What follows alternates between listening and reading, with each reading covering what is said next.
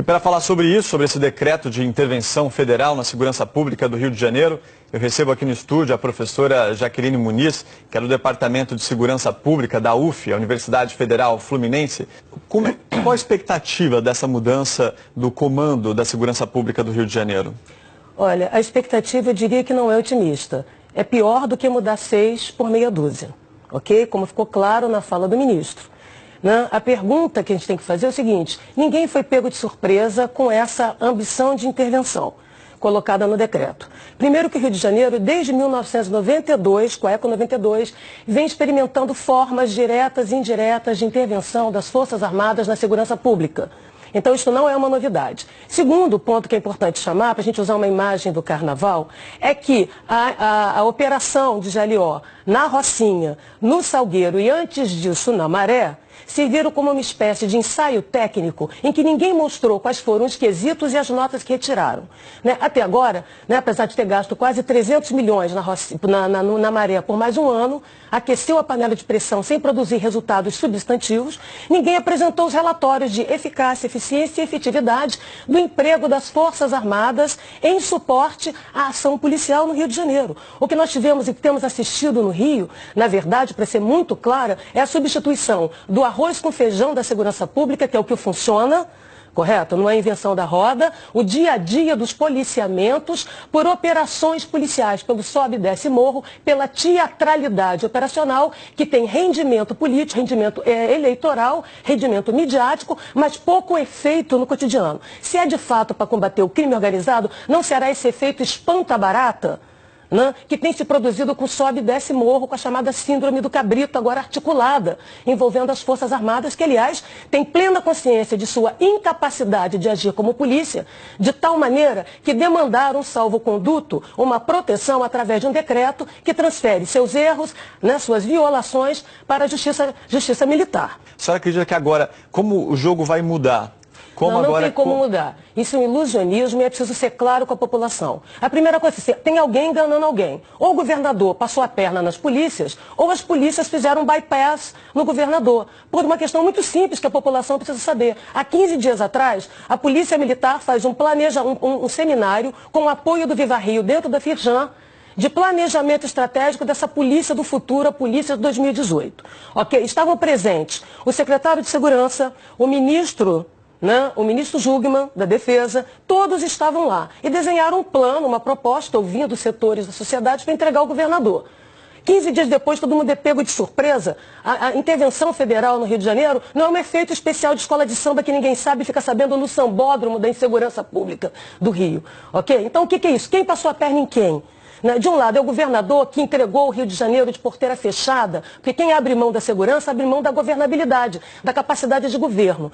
Não é falando alto, gritando forte, que vai fazer as polícias funcionarem. Se tinha ingovernabilidade na segurança, não é o Exército falando alto de bigode que vai conseguir produzir, porque afinal, nem as forças, as espadas no Brasil, das Forças Armadas, mas da Polícia Federal, a guarda da esquina, não tem dispositivos de controle interno, de controle externo e de governabilidade. Fazê-las funcionar é um gesto de boa vontade e de camaradagem entre pares.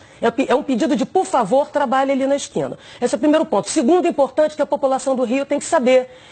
O Ministério Público tem um termo de ajustamento de conduta que já está há 2 anos cobrando do governo do Estado um plano de segurança, um conjunto de ações estruturais e sistêmicas para reduzir a matança de policiais, a matança de civis, mudanças na estrutura da segurança pública do Rio de Janeiro, a qual os prazos estão vencendo e o governador e ninguém apresentou. Por sua vez, a Defensoria Pública do Rio de Janeiro tem uma ação civil de redução de perdas e danos exatamente para evitar também a matança com propostas substantivas de mudança continuada, para que a gente não caia nessa fórmula fácil de achar que a espada sozinha resolve, porque ela vai cortar para todos os lados, inclusive a cabeça dos governantes e daqueles que hoje sentam na cadeira. Vocês não acham estranho, que exatamente no momento em que o Ministério Público, já há mais de um ano, desenhou um termo de ajustamento de conduta que envolve um conjunto de ações estruturais de mudança dentro das polícias, para fora. A mesma coisa a Defensoria Pública. O governo do Estado tinha que entregar a partir das audiências públicas, está devendo, aliás, já passou do prazo.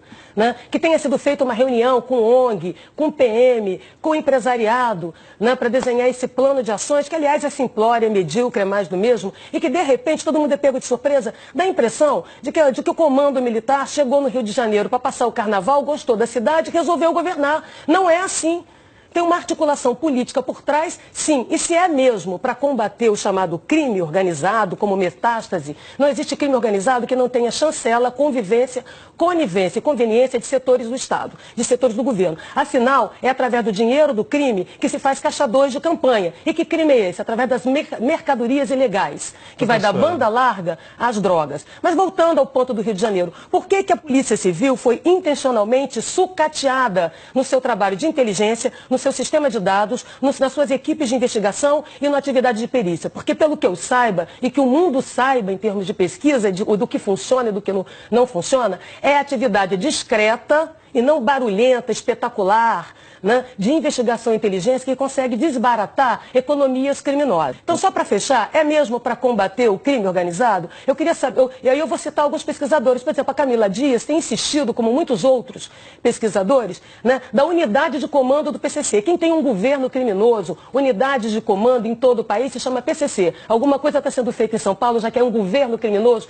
com unidade de comando? Porque no Rio de Janeiro são franquias ocupacionais, mais fáceis de combater, uma vez que elas não têm unidade e disputam territórios. Será que é isso ou não? Ou será que é um outro tipo de arranjo político que salva o governador de alguma coisa que a gente não sabe o que é e ele entrega os seus votos, entrega o governo, né, para as pessoas brincarem de governo militar? Primeiro, eles dizem que tem integração, quando a gente sabe que na prática não há. A primeira coisa é que não temos mecanismos de governabilidade das polícias no Brasil, não é apenas no Rio de Janeiro. 2, os dados aqui são tratados como questões pessoais, intransferíveis e ambulantes. Ou seja, não se produz inteligência, e sim disse-me-disse fofoca de um contra o outro, ok? E mais grave que isso, tem agora uma intervenção, então do limão à limonada. Tem um governo militar, porque o governo militar de ocupação com retórica da paz foi o PP que foi sabotado por dentro. Agora sobra, de novo, a lógica da teatralidade do confronto. Fechando, então, se tem uma intervenção, porque o Rio de Janeiro está ingovernável, se é essa retórica que se quer fazer acreditar, é fundamental que se tenha uma auditoria imediata na Polícia Militar para saber em que estado ela está e foi precarizada, em que estado o interventor vai entregar, o mesmo na Polícia Civil, o mesmo no Corpo de Bombeiros, o mesmo no sistema prisional. Mas é necessário, né, observação externa e internacional. Isso não é brincadeira. Aqui ninguém presta contas. Cadê os relatórios, né, da Operação do Salgueiro, da operação na Rocinha? Cadê a prestação de contas? O sucesso aqui tem a ver com a manipulação de dados. Como é que você diz que está seguro quando você esconde a informação e produz autocensura? Isto não é produzir segurança pública. Agora, o que eu quero fechar é dizendo que muita gente vai ganhar com isso. O crime organizado agradece, o PCC agradece, os falsos profetas da segurança pública agradecem e os mercadores da proteção. Estamos diante de uma temporada de abertura das chantagens corporativas e das negociatas da segurança. Que Deus nos proteja, porque ele está ainda no Rio de Janeiro.